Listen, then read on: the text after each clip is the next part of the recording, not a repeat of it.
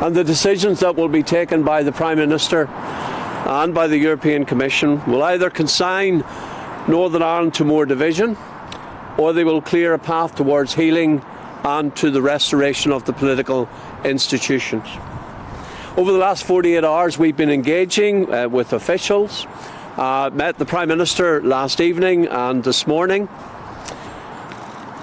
We have not yet seen the final text of an agreement. Clearly, there will be further discussions between the UK Government and the European Union, but I think it is safe to say that progress has been made across a range of areas, but there are still some areas where further work is required.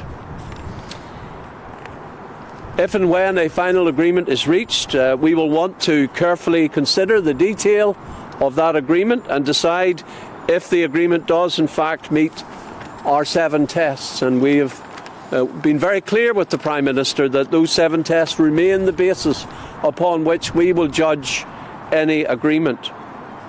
And of course, an agreement between the UK Government and the EU will be at a headline level, and the detail, of course, will be in the legislative changes that will flow from any such agreement, both in London and in Brussels.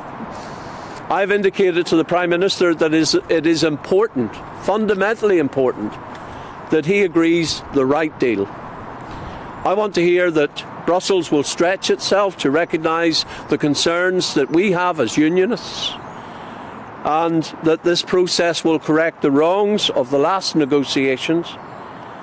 I do not believe that anyone should be led by a calendar. What is fundamentally and most important here is getting it right. That must be the ultimate goal. That is our goal. That's what we're committed to, getting this right and getting it done.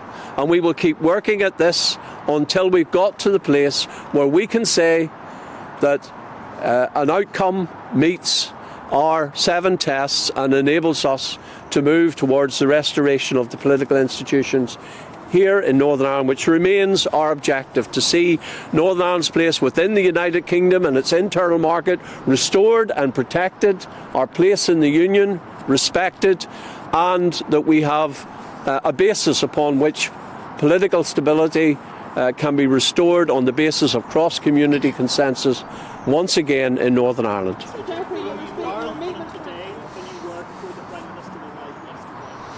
Well, we've had some clarity around some of the issues that have been discussed with the European Union. That is welcome. I think, as I've said, there's no doubt that progress has been made on some of those areas, and we await the final text of an agreement, and we will study that text very carefully. We want to be in a position where we have an agreement that meets our 7 tests and that unionists as well as nationalists can support.